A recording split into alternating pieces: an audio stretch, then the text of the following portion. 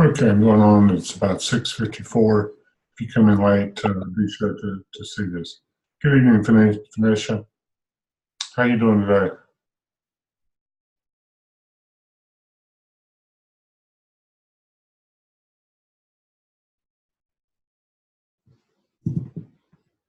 Phoenicia, can you hear me? I You can now? yes, Okay. Is it raining where you are? it's sleeting. It sounds like. Oh, that's what it was doing here all day. It didn't do much. Just didn't miss that. Well, I won't be sad if we don't get to go to school on time. You won't be sad if what? If we don't have school on time, Kind of attitude is that? I like the extra time to be with my kids.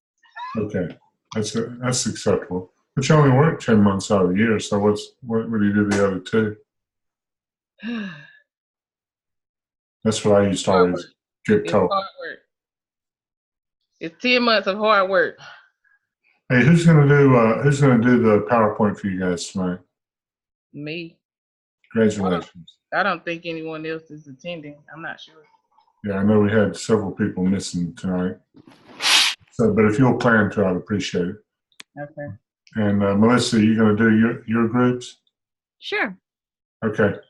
So what I'll do, we're gonna talk just general discipline for a little while, and everybody's interview with their different assistant principals, any surprises, stuff like that.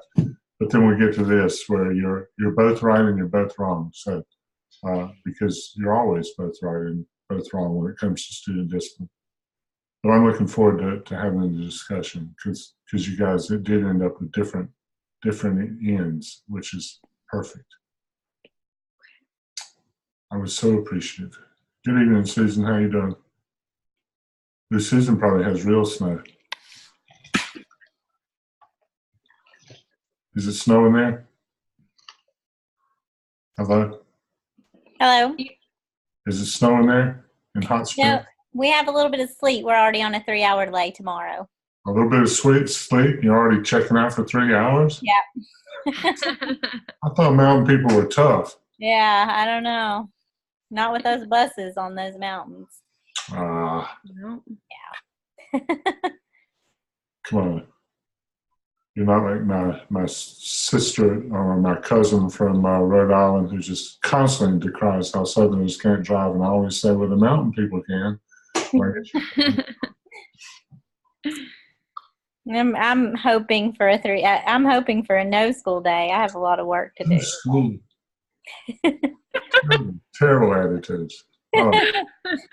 I'll be doing schoolwork. It's just not, There's not enough time in the day. Yeah. Not the kind that involves children, huh? Exactly. So we got a few more minutes to gather a few more people. But nobody's been let out for real, completely. Charlotte's going to have school. It's just raining here now. It sleeted all day, though, which is really weird. Yeah, it's sleeted here all day in Rutherfordton.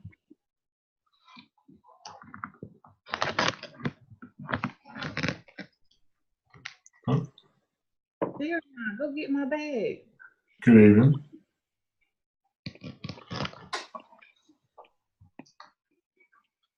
There's Katie and Nikita. Good. Getting all our folks in here together. Hope everybody's had a fun day. Everybody seems to be like waiting to be off work tomorrow. It seems to be tonight's theme. I'm not going to count my chickens. Okay, we might should discuss teacher discipline instead of student discipline. One thing is when you become the boss, you can't say that ever again, okay? You always got to be, no, we need to have school tomorrow. We got to have school tomorrow. You can't say, boy, I wish we were off. Hello. Good evening. Hello.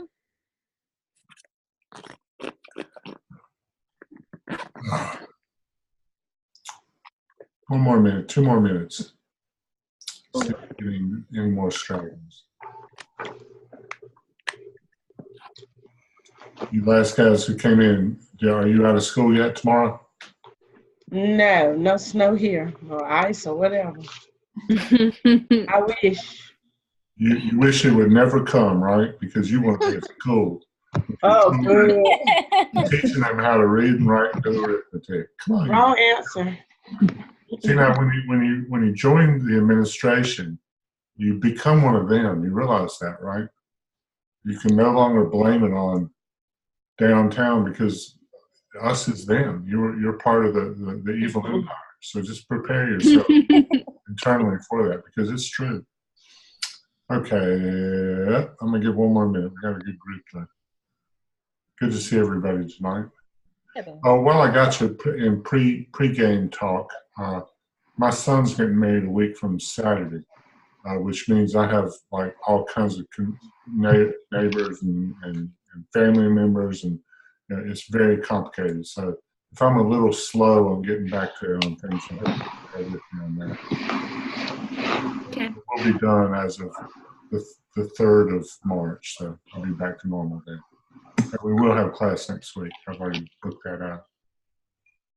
Okay, let's see what we can. Congratulations. Oh, well, thank you. Yeah, we're really excited. It's nice to really like your children's spouse. Yeah, that's true. I'm looking forward to her being part of our lives too. Okay, anyway, this week, what do we got? Can you see my screen? Did I share a screen properly? Mm-mm. Yeah. Let me try again.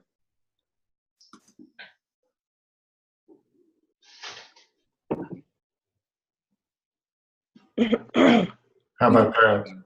Yep. Yes. Okay. Okay, so then this week, week 6, we're almost halfway through now. What's due tonight? Discussion board number 5, interviewing AP or other school disciplinarian. We're going to talk a little bit about that first. Then case study 1, and everybody, we have 2 groups who are going to present tonight, and I'm proud to announce that they took 2 different tacks, which gives us something to discuss, which is fantastic. And they're both right and they're both wrong.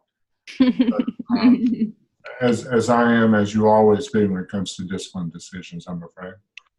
And then a reminder that OMA 2 is due. I think everybody's back on point with timeliness right now.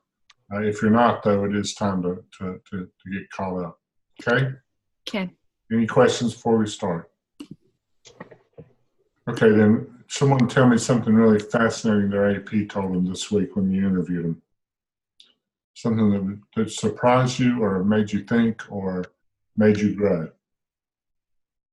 Well, we don't have an AP, so I called my AP at the previous school that I taught, and he told me that their biggest issue that they're dealing with now is vaping, and how in the past year or 2 years that has skyrocketed. It used to not even be an issue, and now it is. And we haven't seen really a lot of that at my school, the early college, high school. I'm sure they do it, but we don't have as much issue with finding them do it. But I thought that was interesting because I didn't think about that being as big of an issue as it is. And things change over time. You know, you see things become popular. And vaping's got to be particularly hard because it doesn't leave that kind of tobacco smell in the bathroom that used to always nail everybody. Yeah, and they have these little, they're really little, so they have them that look like flash drives, or, you know, they have to really be looking out for them, I guess. Yeah, and you can't smell them. No. You really do have a task at hand. Anybody else find out anything? Nothing. Well, I was, it wasn't assistant principal, but it was the principal at this time.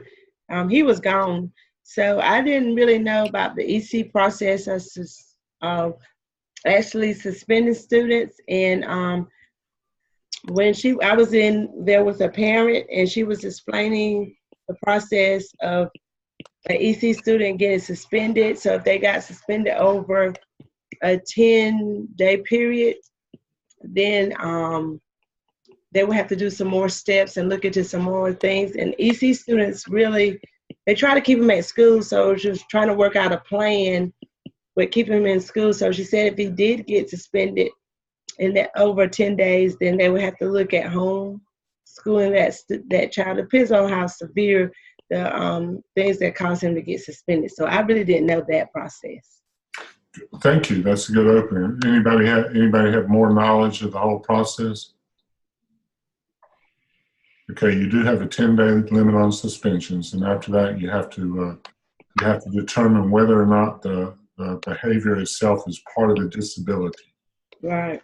So if you've got behaviorally disturbed kids, you've got real issues with suspending them more than 10 days.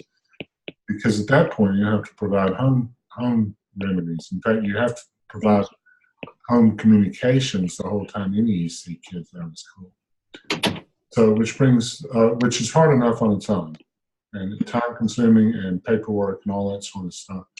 But what do you do if an EC kid fights a regular ed kid, and they both have already been suspended 5 days this year? What are you going to do? What's fair?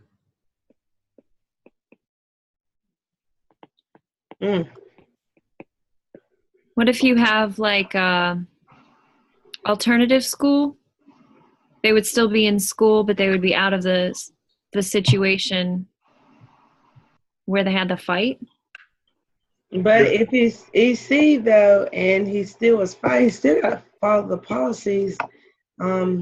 He broke the policies or procedures, so he would need to be suspended. Now, alternative school might be best for him if when he comes back, but I still think he should be suspended. Shoulda, woulda, coulda. Okay. You know how that goes. Maybe he shoulda, but he can't be. Not without cost to your district. So you have to be aware of that in your decision making. So you're saying he couldn't be suspended? Not if it was a manifestation of his learning disability or of his. Oh, well, that's true. She did say that. Who determines the, if his disability is affecting, or causing the issues? Like, you do an IEP type group again. Just like a team, like the principal IEP, the EC teacher. Okay. Generally, the EC teacher gets stuck with it Okay. in real life, and has to fill out all the paperwork to make a suspension okay. But you can really dig yourself a deep hole if you automatically try to provide the same consequences to EC kids that you do to regular ed kids. Okay, but say for example, like this student that we have, he's 13 years old, going to be 14. He's ADHD, but his mom does not put him on medicine. He's aware of his touching. He likes to touch, and then he likes to say inappropriate things. I wouldn't suspend him. You're going to have to find some way around it because. But that doesn't have anything to do with his disability. Attention deficits. He can process, and he knows what he's doing when he's touching. So I don't know. That is a touchy situation. You'd have to look at his IEP to see he might have qualified for the IEP because he is diagnosed with ADHD. Yep. Yeah, it's somewhere in his Yeah. IQ is not that high either. So Okay. But see, he's overage, and him being overage is possibly that he could go to the alternative. Wow. Your alternative school has to provide appropriate services. Okay, so at the alternative school, there is an EC teacher that could provide him with resources. Then in that case, that's something you can do. But you can't send kids from your school to the alternative school, I assume. I mean, I Say it know again? just directly on a decision from your office, from your principal in the AP, no. Okay, so if he needs to go to alternative school, then you would have to fill out an application, and then it would go through another source to determine. Due process hearing. Yeah. That's where I met Dr. Land. He's for Charlotte-Mecklenburg, and I was the principal bringing cases to it.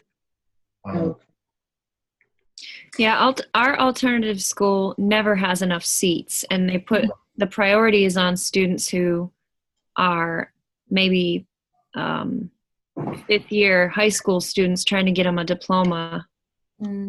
Yeah. So if you've got an issue with a student, they might not have a seat for them. They might not have a place to put them.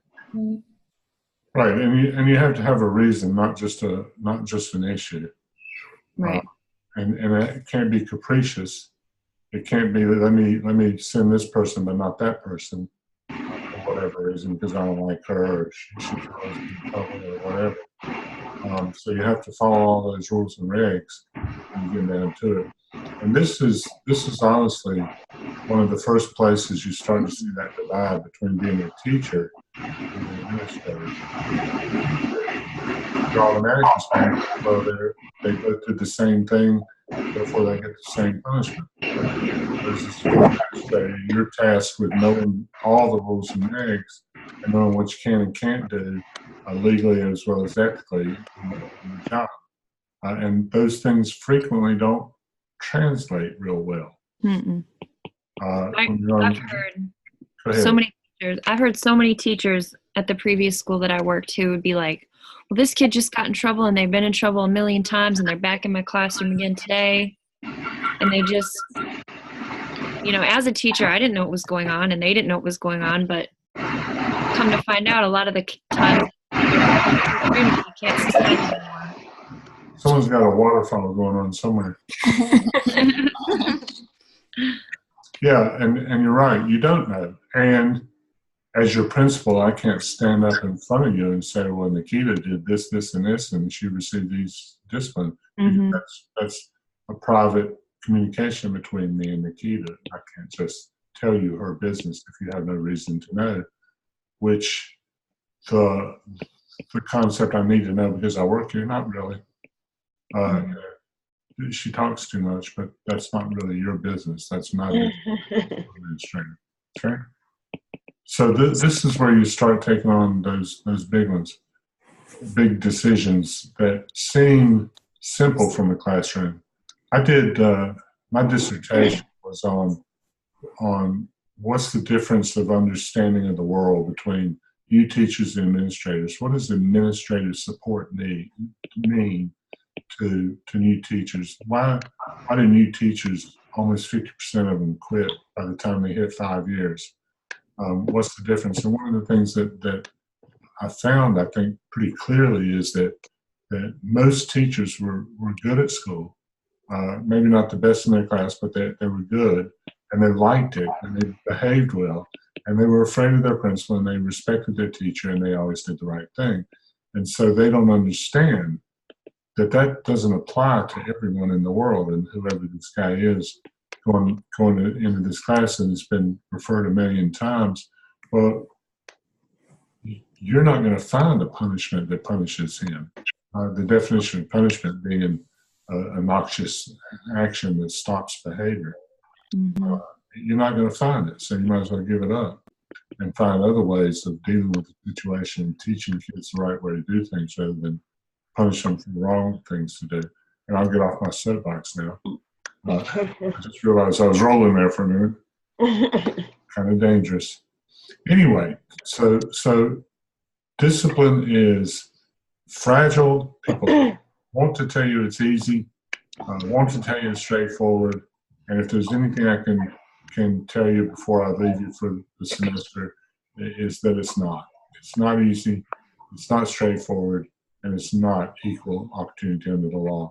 And tonight's case study, what a perfect segue. Tonight's case study is a real good example of that. A very good example of that.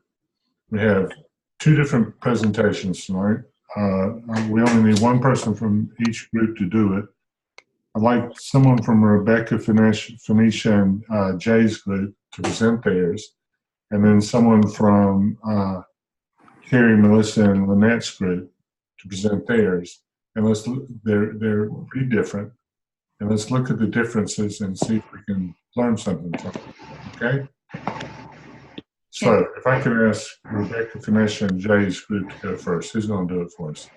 Well, I'm When you say present, What's am I that? supposed to be showing you this presentation by sharing my screen, or am I just telling you what it says? How do y'all want to do it? You want to share the screen? I mean, they're very nice visuals. You did a good job. Okay. I'm just making sure. So if I hit share,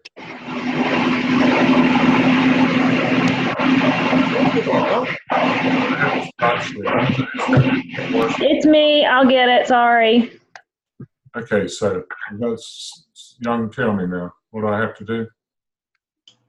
Oh, see, I don't know how to do that. I don't know. Well, I have a share button on my screen. I don't know if that's going to share what I see, but I can try. Okay, I think I gave up share. So you try share and see what happens.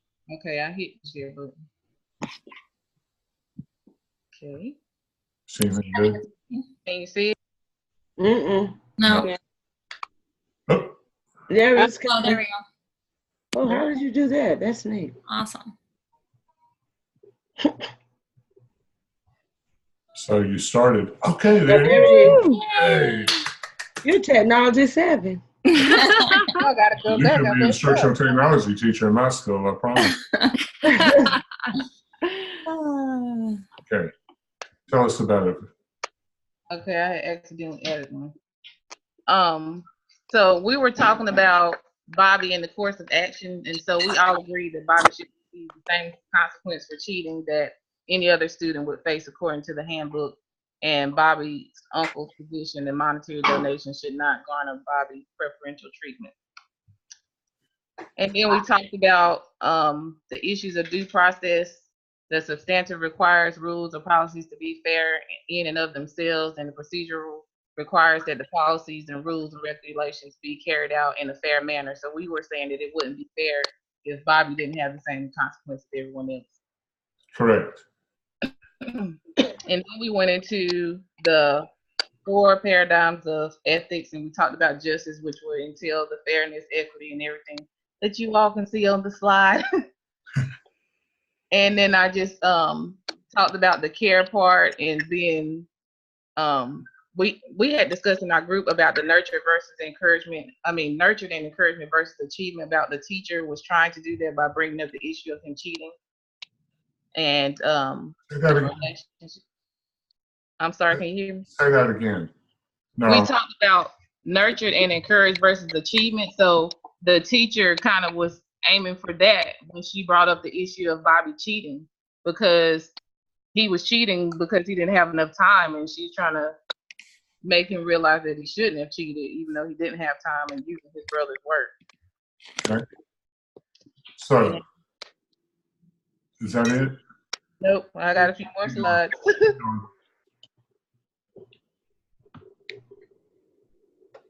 And then we were talking about how Bobby's uncle had this power because he donated money and he was on the board of education, and that falls under the critique paradigm. And then we talked about the professionalism, and we had brought up the fact of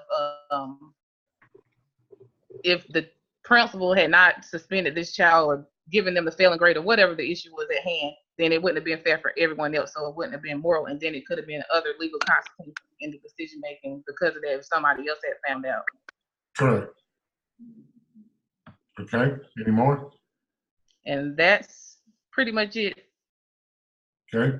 So he needed to receive the consequences written by the teacher, which resulted in him going to failing the class and going to summer school, correct? Yes. And that was fair and equitable because that was the same punishment applied to anybody else who cheated. And the fact that his uncle was a big deal and he was on the baseball team had nothing to do with it, correct? Right. Okay. You're right and you're wrong. So I'm going to leave it at that. And we're going to shift over to the other group. Who's going to do that one? Okay, I'm going to stop sharing. Okay. Okay, I can try. Okay. Can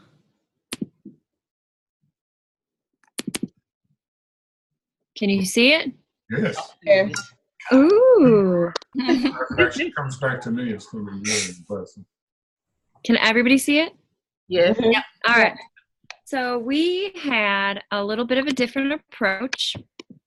So we started out with just defining the due process terms for that we would apply. So we have the substantive, which is more of like a straightforward, realistic rule and policy that seems like the most logical rule or policy to go along with the incident. Procedural, we talked about how the rules and policies and regulations need to be carried out in a specific procedure. And that's something that we saw lacking in the case study. There was the teacher determined her consequence for cheating, but there didn't seem to be any official procedure to follow for a cheating incident.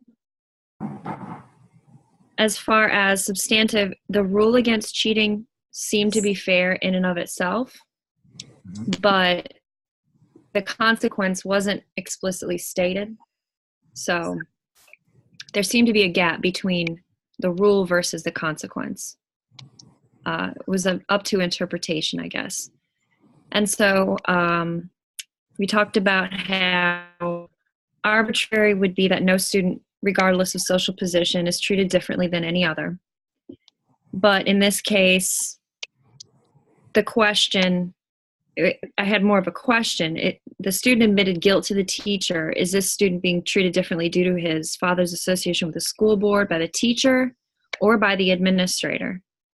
So is the teacher kind of strong-arming this kid because he's on the baseball team and she knows that he has involvement, his father has involvement with the school system? Is the administrator going to be more lenient?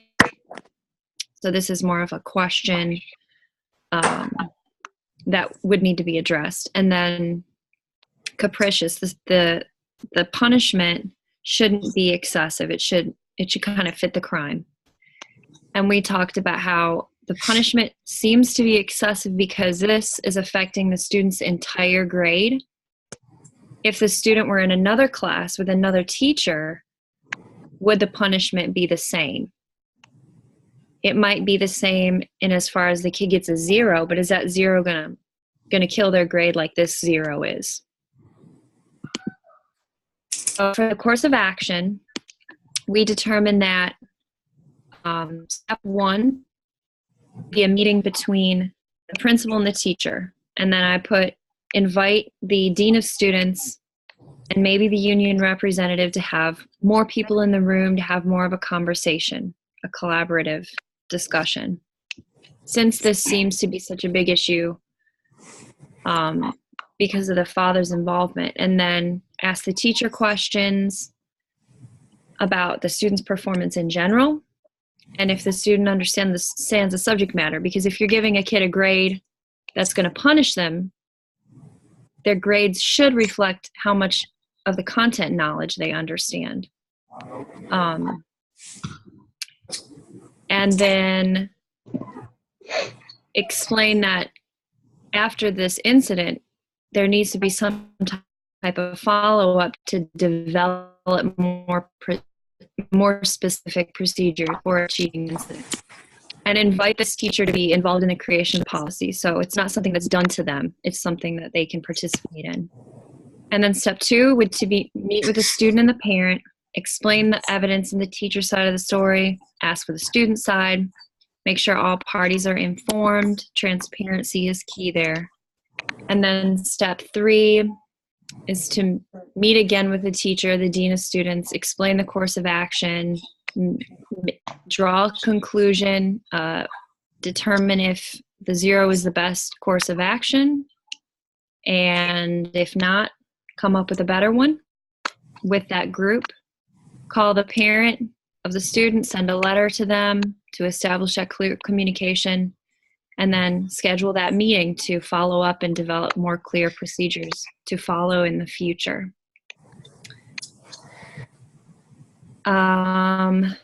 Who's my other group member who's here tonight? That's me. Do you want to finish the rest of them? Okay. Sure. So we just kind of went through the 4 paradigms, and we thought about what should this principal be taking into consideration for each one, and what questions should they ask. And so for the justice piece, we sort of looked at what are the facts. The facts are, the student cheated. The teacher plans on giving a failing grade. The handbook says may, so again, it wasn't completely clear. There's a little gray area there. Give a failing grade. And then the executive decision ultimately belongs to the principal.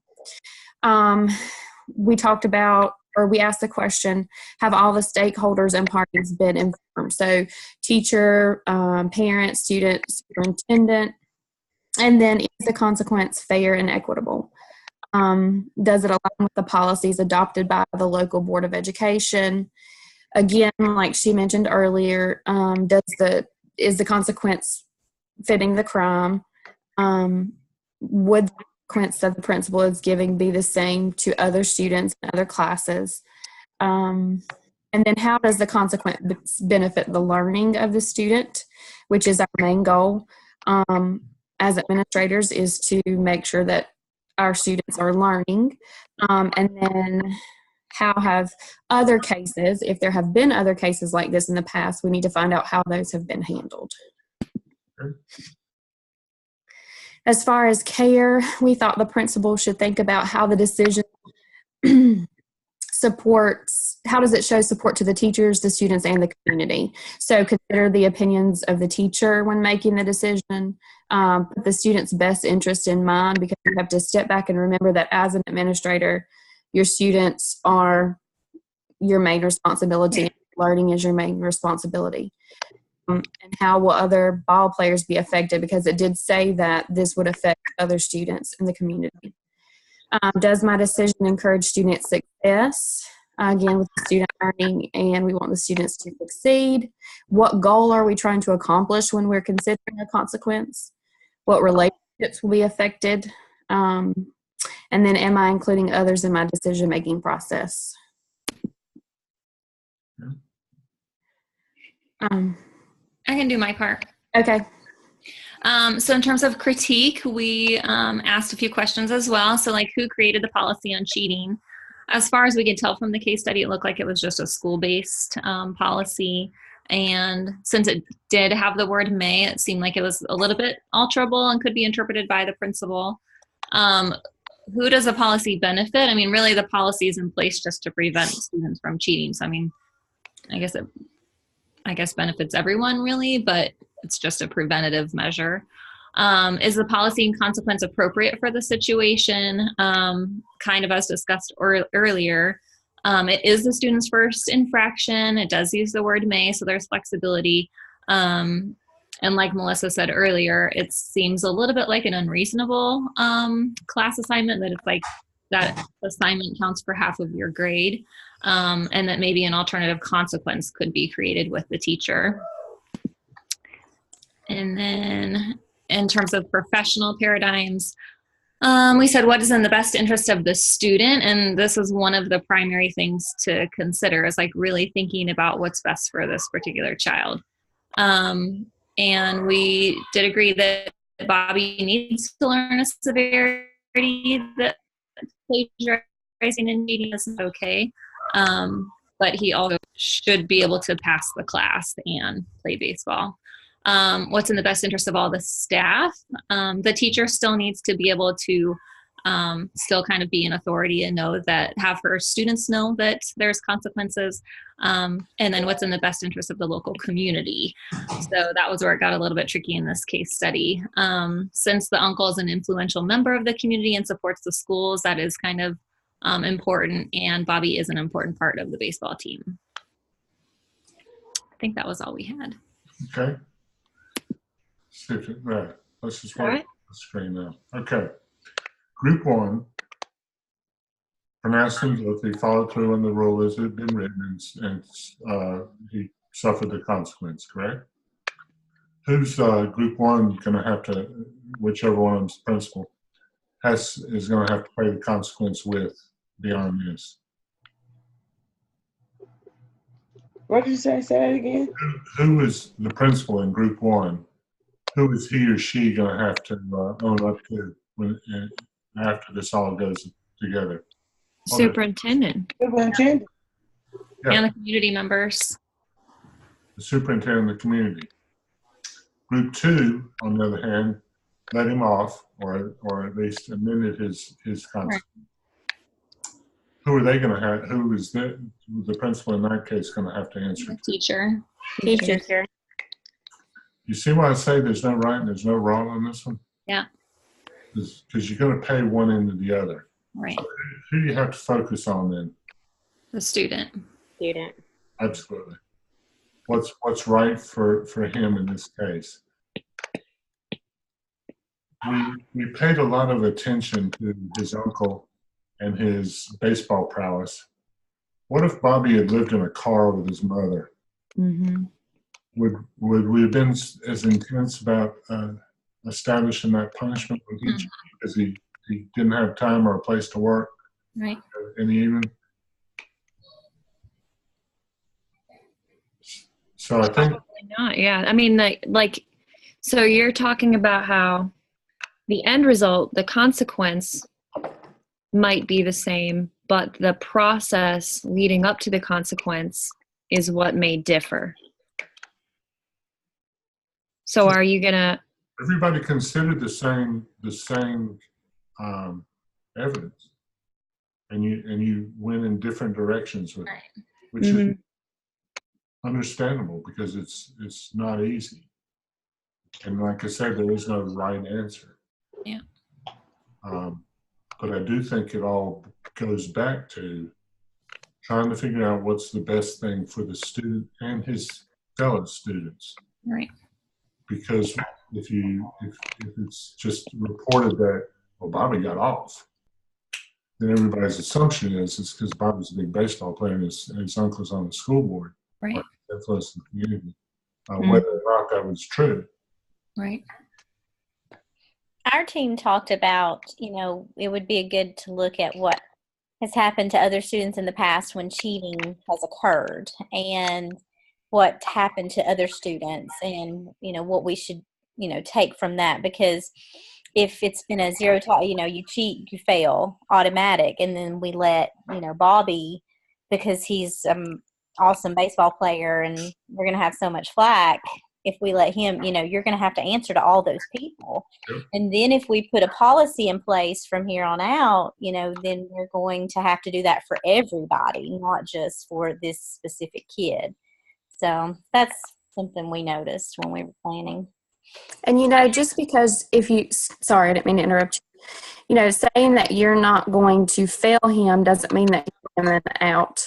There could be another consequence, that could be given to him, not that he is getting away with it. Right. The main goal is that we want him to learn. We do want him to have a consequence. What he did was wrong. We want him to know that. We want him to have a consequence, but we also want him to learn.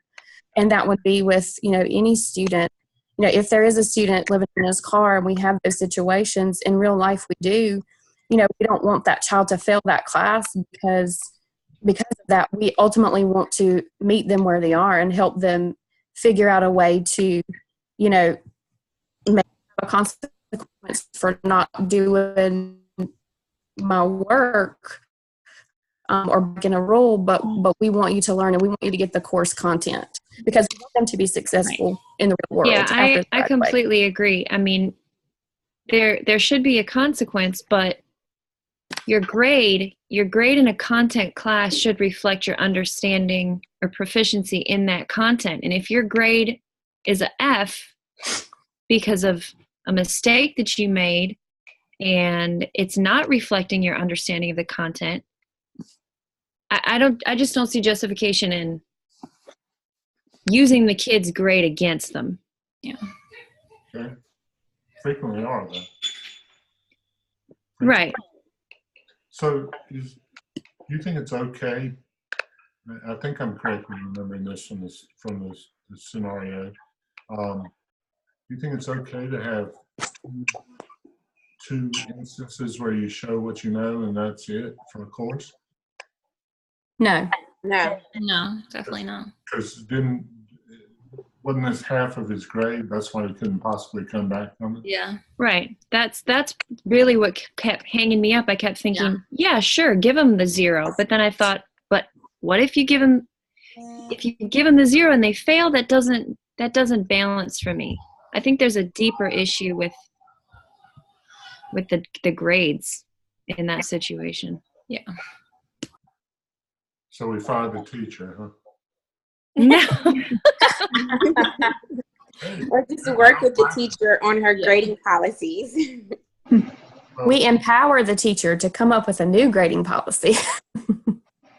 And make sure other teachers don't have policies similar to it.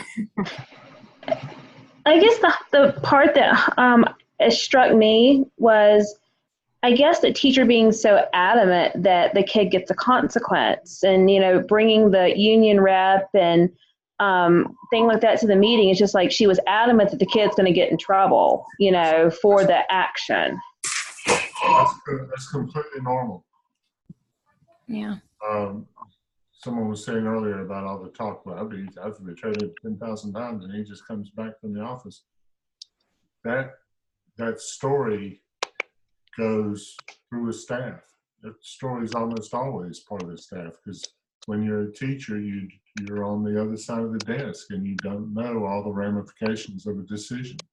Mm-hmm. You won't be able to, whichever one you go with, in this case, if you decide Bobby has to deal with what Bobby was told would happen, and he did it, and now he's done, and it's too bad, and it was set, and I'm willing to explain that to the superintendent, and I'm sorry about the school board influence, but rules are rules. And that's a completely consistent way to look at this. I don't remember where I started now.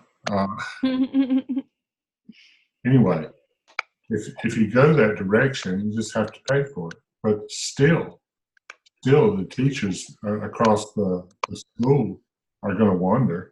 You know that. Y'all teach school. Hi. In the corner there.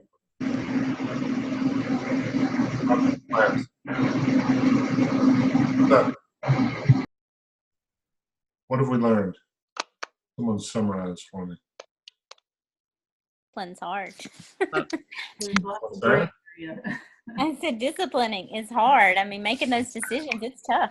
Like a catch-22. Mm-hmm. And jumping to conclusions is not the way to go. This is my first year as an AP, and so I'm enjoying taking this class, and while it's actually happening to me, and I love to watch my principal, because first started, I wanted to jump to a conclusion very quickly, like, this kid cheated, that's it, rules are rules, you're done. But in watching my principal, she does a great job of weighing out everything and talking to everybody involved, and using her discipline handbook as a guide, and trying to be as fair as possible. But it really takes time to think out these decisions, and you can't just make a quick decision about discipline. Sometimes you really have to take your time and think about it. But it can stack you up. I mean, you can have a line out the door. That's right. Both directions, and take all afternoon and all night and into the next day if you don't do it quickly. So you do have to have some element of, I need to get this done fast, especially if you're in one of my former schools. We had, we'd have 20, 30 referrals a day. Easy. Yeah. Almost every day. It's almost like an art. I think it's important to do like the best interest of the student. It's funny how our financial secretary, she has like due dates, or if you have to request materials or anything, you have to get them in by a certain deadline, or if she's requesting forms to be turned in, there's a deadline. And there's a couple of incidents where teachers might have turned theirs in late or asked for materials the day of because they had maybe a experiment or something to do, and she was like, no. And she was joking at first. The teacher was like, what do you mean no? And she's like, no, there was a deadline. She was like, isn't this what you expect from the students? Don't you expect them to do their deadlines? So I'm going to say no. But it was a teachable moment, and the teacher was like, wow.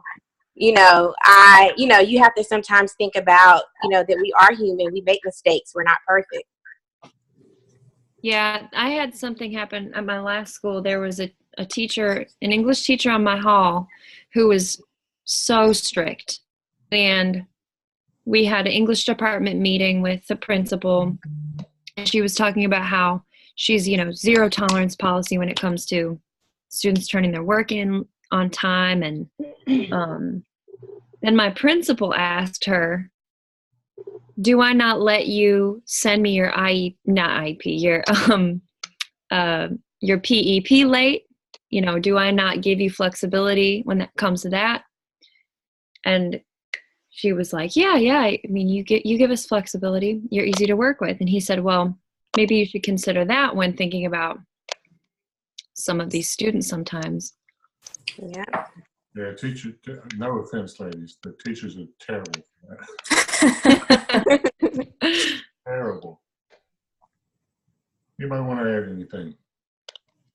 This is just the beginning. This is the first thing you'll do as an assistant principal is get the discipline, almost without a doubt. And it's fraught with danger, fraught with complications. I will say one thing: if you're in Group 1, you need to stay with Group 1 for at least a year. Don't switch to Group 2 and switch things out after you've held the line on Group 1 once or twice, and then you can't. And Group 2, you can't flip over to be like Group 1 either. You have to be who you are within the lines of policy and procedure. Okay? Mm-hmm. It's been a delight. I love these case studies. I'm looking forward to the next one. Next week, cyberbullying. Everybody knows about cyberbullying, right? Yeah. Good. We'll talk a little bit about it next Tuesday night. Until then, you have a good one. You too. You too. Thanks. Bye. Thank Hope you. get out of school for a couple hours tomorrow. We do. Terrible. Terrible.